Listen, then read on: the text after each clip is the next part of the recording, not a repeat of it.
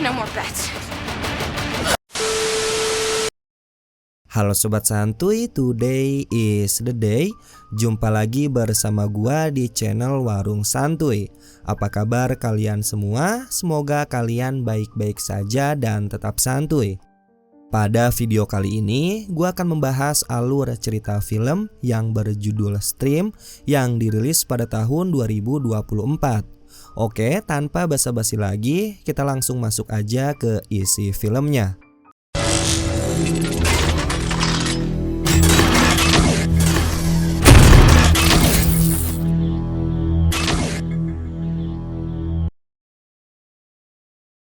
Cerita dimulai dengan adegan seseorang yang sedang merekam sebuah bangunan, menciptakan nuansa misterius sejak awal. Setelah itu, fokus beralih ke Linda, seorang karyawan hotel yang tidak menyadari bahwa alat pembersih debunya telah dimanipulasi oleh seseorang. Saat ia membetulkannya, tiba-tiba Brad muncul dan mengejutkannya. Brad mencoba menjelaskan bahwa kabel yang terputus mungkin digigit tikus dari basement. Tetapi ada sesuatu yang janggal, potongan kabel tampak terlalu rapi untuk sekedar hasil gigitan hewan. Meski begitu, Linda tetap ingin memeriksa basement, namun tepat saat ia hendak menuju ke sana, tiba-tiba Everyone's gotta make a living.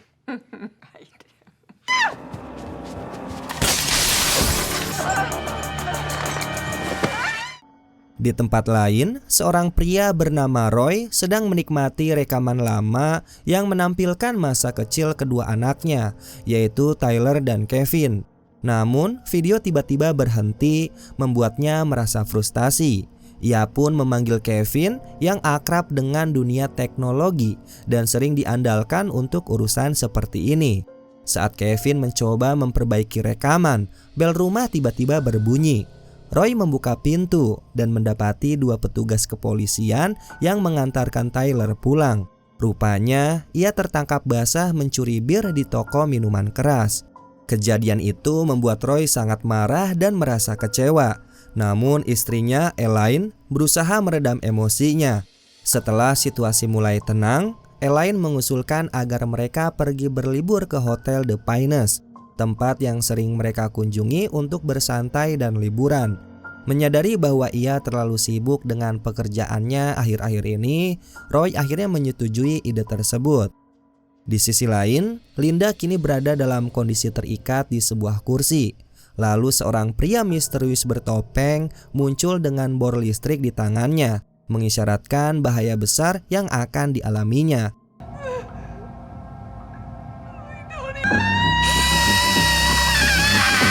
Sementara itu, Roy dan keluarganya akhirnya tiba di Hotel The Pines.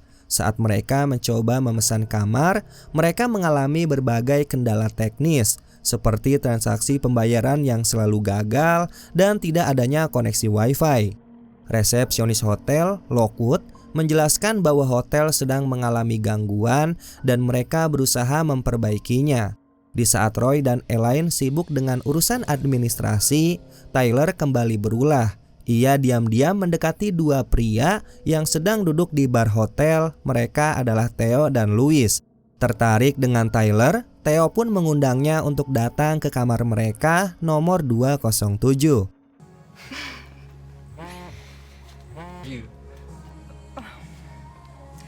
Di meja resepsionis, seorang pria bernama Hansen, pegawai maintenance yang sudah lama bekerja di hotel ini, mendekati Lockwood. Hansen merasa curiga karena ia tidak pernah melihat Lockwood sebelumnya, apalagi di posisi resepsionis. Keheranannya semakin besar saat menyadari bahwa pria itu bertindak seolah-olah memang memiliki wewenang di sana. Namun kecurigaan Hansen tidak bertahan lama, karena kenyataannya jauh lebih mengerikan. Lockwood bukanlah staf hotel sebenarnya. Ia dan kelompoknya telah mengambil alih seluruh tempat itu. Tak hanya itu, Brad ternyata juga bagian dari kelompok ini. Sayangnya, baik Roy dan keluarganya maupun para tamu hotel lainnya belum menyadari ancaman yang mengintai mereka. Begitu semua rencana matang, Lockwood mulai bergerak. Ia memastikan semua pintu akses hotel dikunci rapat, menjebak setiap orang di dalamnya. Target pertama mereka adalah bartender yang tengah asyik bermain dingdong. Tanpa peringatan, seorang psikopat bertubuh besar dengan angka 4 di tubuhnya muncul dan langsung menghabisinya.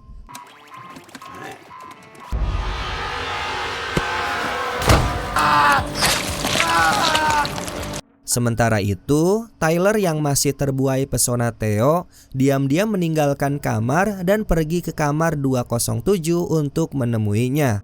Di lain sisi, Elaine dan Roy mulai menyadari bahwa Tyler tidak ada di kamar. Bersama dengan Kevin, Roy pun segera mencari keberadaan putrinya itu.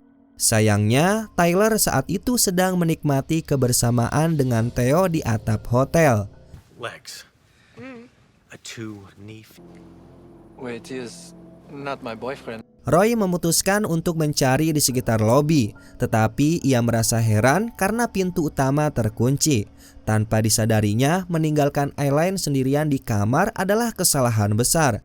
Seorang psikopat dengan angka 1 telah menjadikan target berikutnya. Saat Roy dan Kevin mencoba mengetuk pintu kamar tamu lain untuk menanyakan Tyler, seorang wanita menolak memberikan informasi. Namun tak lama kemudian, seorang pria bernama Dave menghampiri mereka. Dave mengatakan bahwa ia sempat melihat Tyler memasuki kamar 207 bersama 2 pria. Di tempat lain, psikopat nomor 1 mulai meneror Elaine yang sedang membaca buku. Ternyata semua kejadian mengerikan ini disaksikan oleh Lockwood dari sebuah ruangan penuh monitor CCTV.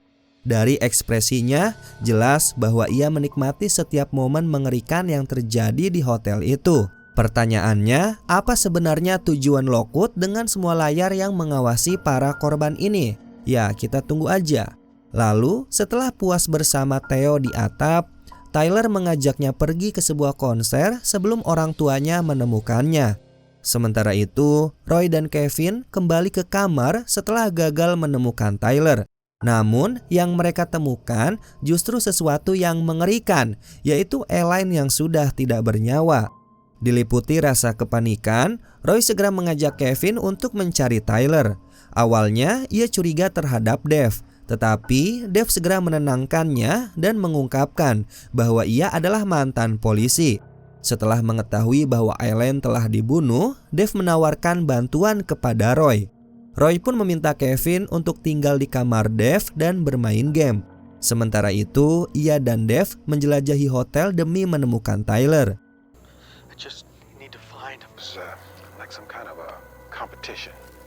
Saat menyisir area kolam renang, mereka mendengar seorang pria mabuk berteriak, mengungkapkan bahwa semua orang terperangkap di dalam hotel ini. Get my wife, Dada! I gotta get my wife. It's okay, they're my friend. No, they're not your fucking... What's going on here? I was trying to... Tidak lama kemudian, suara Lockwood terdengar melalui mikrofon hotel. Ia mengumumkan bahwa situasi yang mereka alami bukan kebetulan. Ini adalah bagian dari sebuah permainan mematikan. 4 psikopat telah dipilih sebagai pemain, dan mereka berlomba untuk menghabisi sebanyak mungkin tamu hotel. Tanpa mereka sadari, saat melakukan reservasi, para tamu sebenarnya telah mendaftar sebagai peserta permainan mematikan ini. Tepat setelah Lockwood selesai berbicara, psikopat nomor 1 dan 4 muncul dan mulai membantai para tamu.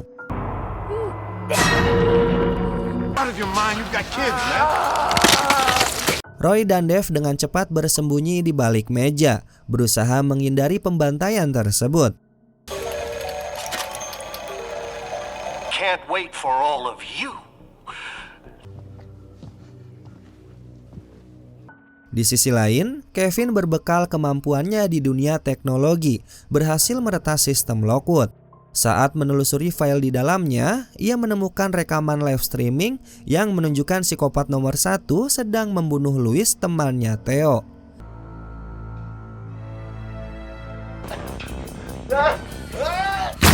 Namun, keberhasilannya tidak bertahan lama.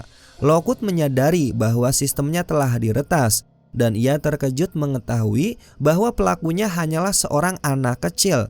Merasa marah dan terganggu, Lockwood dengan dingin menyuruh Kevin untuk melihat keadaan ibunya. Tanpa berpikir panjang, Kevin segera bergegas keluar dan kembali ke kamarnya. Mother is safe. What about little prepubescent shits like you?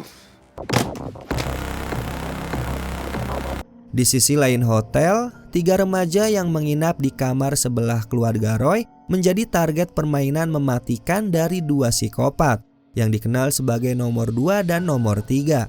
Dengan santai, mereka memperlakukan perburuan ini layaknya hiburan pribadi. Bahkan salah satu korban, seorang pemuda tomboy, dijadikan alat permainan oleh mereka. Seolah-olah tubuhnya hanyalah bagian dari lelucon sadis ini.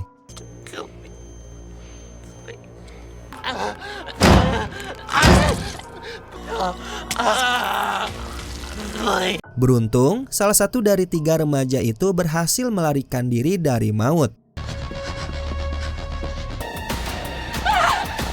Sementara itu, Sarah, gadis yang berhasil selamat, ia bergegas menuruni tangga dalam kepanikan. Di tengah pelariannya, ia secara tidak sengaja bertemu dengan Kevin yang sedang dalam perjalanan kembali ke kamarnya. Tanpa pikir panjang, Sarah langsung mengajaknya kabur bersama. Sayangnya, rencana mereka gagal total. Saat mereka hendak memasuki lift, seorang psikopat wanita sudah lebih dulu menunggu di dalamnya, siap untuk menghabisi mereka.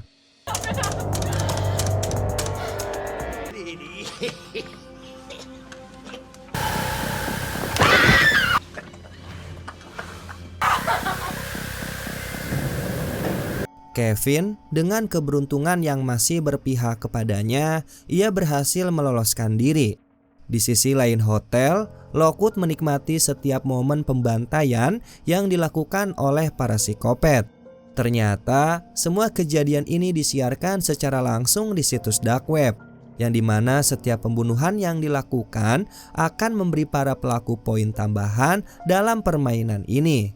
Sarah yang kini terpojok di dalam basement terpaksa menghadapi psikopat wanita dalam pertarungan hidup dan mati.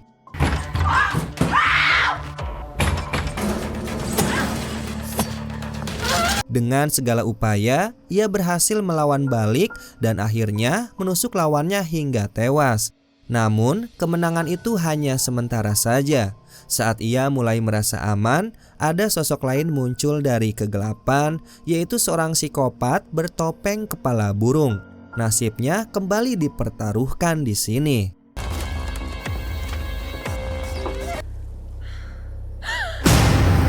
Di tempat lain, Dave dan Roy kembali ke kamar untuk menjemput Kevin. Namun, mereka segera menyadari bahwa Kevin sudah tidak ada di sana. Situasi semakin memburuk ketika psikopat nomor 4 tiba-tiba muncul.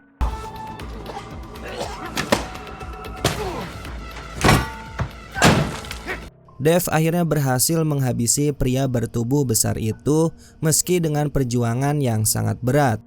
Sementara itu, Kevin yang sebelumnya berusaha melarikan diri justru tertangkap oleh psikopat nomor 1.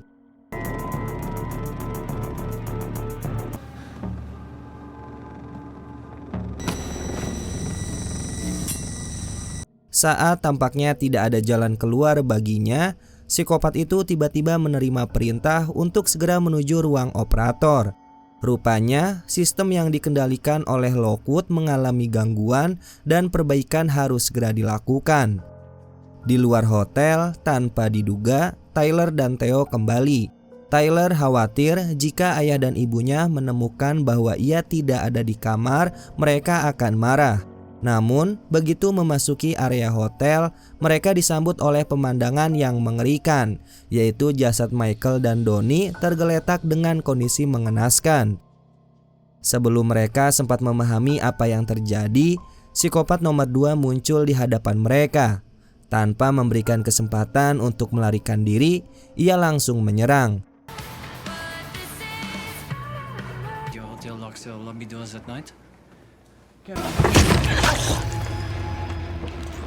Kemudian, saat Dave dan Roy masih mencari Kevin di lobi hotel, tanpa mereka sadari, psikopat nomor 1 juga berada di tempat yang sama. Tiba-tiba, sosok mengerikan itu menyerang Roy. Namun yang mengejutkan adalah reaksi Dave Kali ini dia dengan tenang menyatakan bahwa dia tidak akan membantu Roy karena ada alasan lain di balik semua ini. Dan ternyata Dave bukanlah sekedar korban dalam permainan ini. Dia adalah bagian dari taruhan.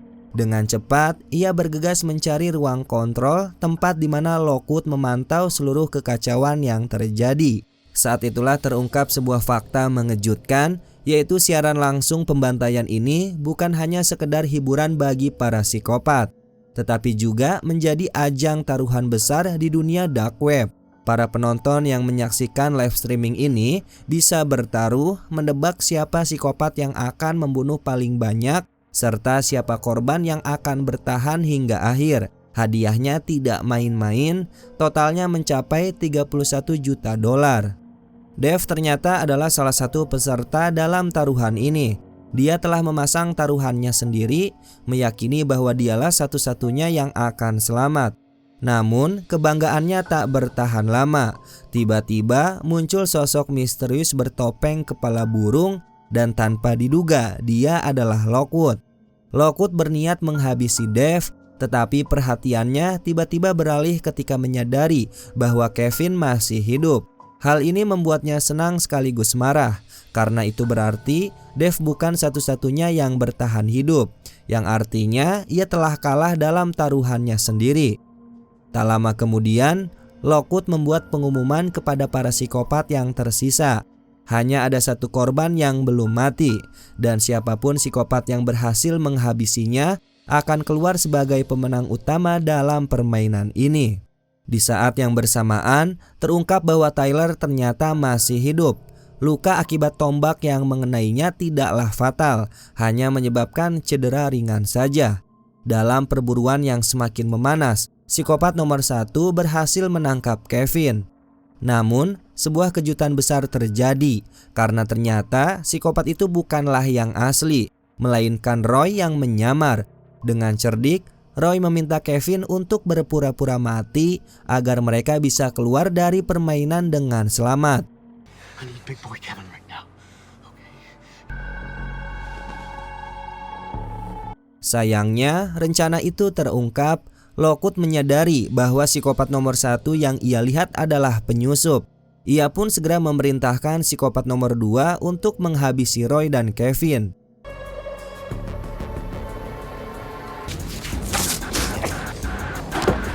Ketika nyawa ayahnya berada di ujung tanduk, Kevin memberanikan diri melawan psikopat itu. Hingga akhirnya ia berhasil membakar dan menghabisinya.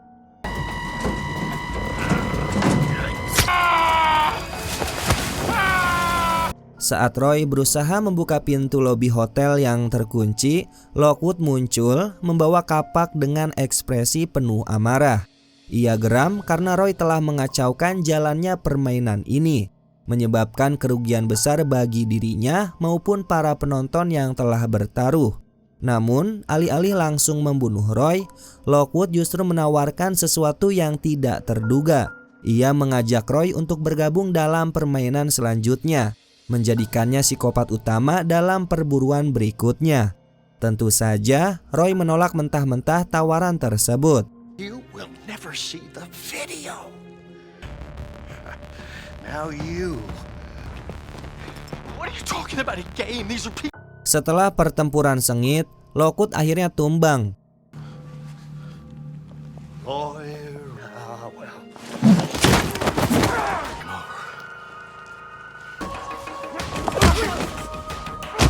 Namun, tepat saat Roy hendak memeluk Kevin dalam momen kelegaan, kejadian bodoh pun terjadi. What do you say we go home, huh? Are you okay? Yeah? Oh, come here. Ya, Tyler pun yang masih dalam kondisi panik, ia salah sangka dan mengira Roy sebagai ancaman. Saat mereka berdua berduka atas kesalahan fatal Tyler, sesuatu yang lebih buruk terjadi. Lockwood ternyata masih hidup. Pertarungan terakhir pun pecah, hingga akhirnya Tyler berhasil menghabisi Lockwood untuk selamanya. Kevin! No more bets. Tak lama setelah semuanya berakhir, sirene polisi baru terdengar. Seperti biasa, mereka datang terlambat. Kemudian, saat Tyler dan Kevin sedang menerima perawatan dari tim medis, tanpa mereka sadari, seorang pria botak yang menyamar sebagai petugas adalah salah satu penonton setia live streaming permainan gila itu. Bahkan, dia adalah salah satu pemenang taruhan karena berhasil menebak bahwa Kevin akan bertahan hidup. Adegan pun berlanjut, mengisyaratkan bahwa permainan mematikan ini belum berakhir. Di sebuah tempat lain, seorang pria yang dikenal sebagai Tony duduk di dalam mobil. Ia berbicara di depan kamera. Tony yang tampaknya akan menggantikan posisi Lockwood sebagai game master, memberikan pengumuman mengejutkan. Ia menyebut aksi Roy sebelumnya sebagai perlawanan yang luar biasa dan berjanji untuk menghadirkan permainan baru yang lebih brutal. Kali ini, perburuan tidak akan berlangsung di hotel, melainkan di sebuah rumah sakit. Dan kemudian film ini pun selesai. Oke sobat santuy, itulah alur cerita film pada video kali ini. Ya, menurut kalian bagaimana tentang film ini? Tulis pendapat kalian di kolom komentar ya. Mungkin itu saja penjelasan dari gua. Mohon maaf apabila ada kesalahan kata maupun isi video. Warung Santuy pamit, dan jangan lupa untuk tetap santuy.